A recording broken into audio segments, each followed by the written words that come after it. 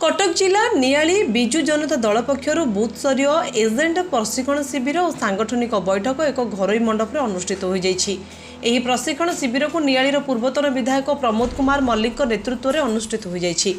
Booth स्तरीय agent मानक प्रशिक्षण देले नियाली पूर्वतन विधायक जेपरी जड़े हेले भी भोट तालिकार बाद न पड़े से ता सहित आगामी त्रिस्तरीय पंचायत निर्वाचन पर आगुआ रोडमैप प्रस्तुत करिछि बीजेडी।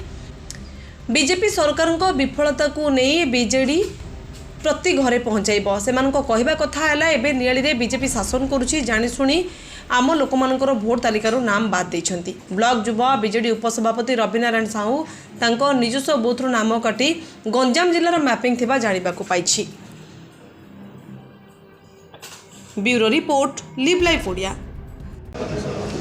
आज एक स्वतंत्र कार्यक्रम थिला जे एसआईआर याकरी सघन भोटर संशोधन स्वतंत्र सघन भोटर संशोधन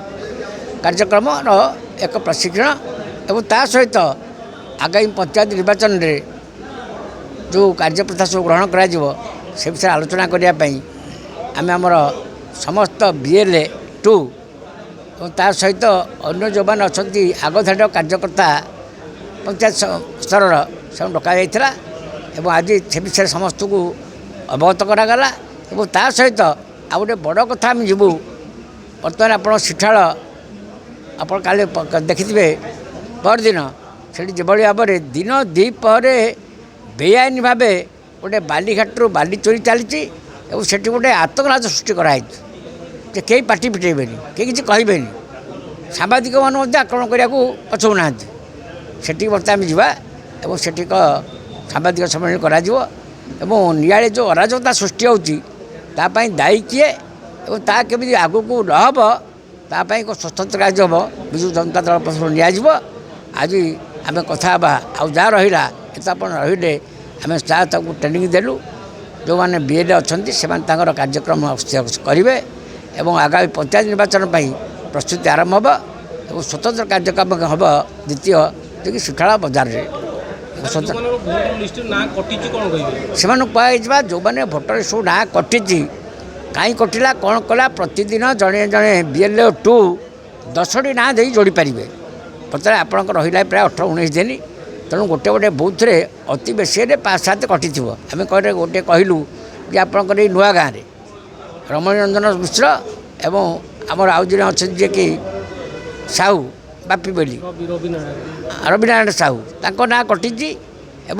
से बोधे जानी सारे बर्तमान से गोटे फॉर्म 6 एवं जहाँ सब दिगला सब से सब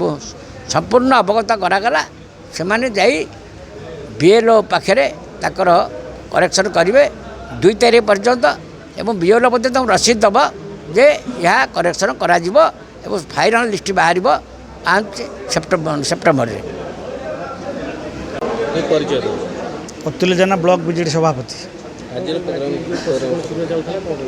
आज आमर जो एसआईआर गोटे ब्लॉक स्तरीय प्रोग्राम चलता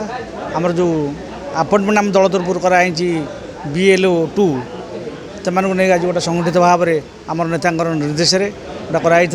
जे समस्त किभली भाव में एसआईआर ठीक से देखिए गवर्नमेंट लेवल जो मैंने अपॉइंटमेंट होती बीएलओ सहित जोगाजोग करी आमर जो समय सीमा दिखाई ता भितर से माने बर्तमान जो 20,000 भोट आम निर्वाचन मंडल बाद बढ़ा जाऊँगी सी केमती ताधर किसी केमती सुरक्षित हे कारण सब सार ठीक ठाक है अनुमान करागला कारण मुझे निज बूथ रे मुझे से बीएलओ सहित आलोचना करी आलोचना मध्यम देखिली सी गोटे प्राय 150 पखापाखि भोटा शिफ्टेड बोली देखले देखा मुझे पचारि मुझे खातिर जोगाजोग कर कटक भुवनेश्वर जो मैंने रोचे सी कहले नाई मुझे समस्त खातिर जोगाजोग करनी से बसिक पाखे किसी लोक खातिर जोगाजोग करी से 23-24 लोक मत कहले ना आम भोट गाँव रहा 5-7 मत कहते 5-7 जन कहते ना आम भुवनेश्वर रही मुझे क्लीयर कर जो मैंने भुवनेश्वर से रुहतु कि कटक रुहतु जो मैंने गाँव रहा चाहूँ मत व्यवस्था कर तेणुक सरकार जो निष्पत्ति आम आखिरी देखिलु बिहार अवस्था देखिलु वेस्टबेंगल अवस्था देखिलु जमी ओडिशा से कथा न घटे और आम मान स्तर न घटे आम मान परिवार भितर विजु जनता दल जो मैंने भोटर अच्छा जमी कहार बाद न पड़े तेणुक आज प्रशिक्षण शिविर में आम से जो ट्रेनिंग दिगला और पुंखानुपुंख मत बुझे दिगला ତାଙ୍କୁ ମଧ୍ୟ ଫର୍ମାଟ୍ ଦିଆଗଲା ଯେ କେମିତି ଯୋଡ଼ା ହେବ କେଉଁମାନେ କଟିପାରିବେ ସେମାନେ ବିଏଲ୍ଓ ମାନଙ୍କ ସହିତ ବସିକି ଆଲୋଚନା କରିବେ ଯଦି ଯଦି ଆଲୋଚନା ବିଫଳ ହୁଏ କିମ୍ବା ଆଲୋଚନା ମାଧ୍ୟମରେ ସେମାନେ ସଫଳ ନ ହୁଅନ୍ତି ସେମାନେ ମଧ୍ୟ ଆମର BL1 ଯିଏ ଆମର ପୂର୍ବତନ ବିଧାୟକ ଅଛନ୍ତି ତାଙ୍କୁ ମଧ୍ୟ ଜଣାଇବେ ସିଏ ଇଲେକ୍ସନ୍ ମାନେ ଯେଉଁମାନେ ଦାୟିତ୍ୱ ଅଛି ଜିଲ୍ଲା ସ୍ତରରେ ତାଙ୍କ ସହିତ ଆଲୋଚନା କରିବେ ଏବଂ ସେଗୁଡ଼ା ସବୁ କିଭଳି ଠିକ୍ଠାକ୍ ହେବ ସେ ବ୍ୟବସ୍ଥା ଆଜି ମଧ୍ୟ କରାଗଲା।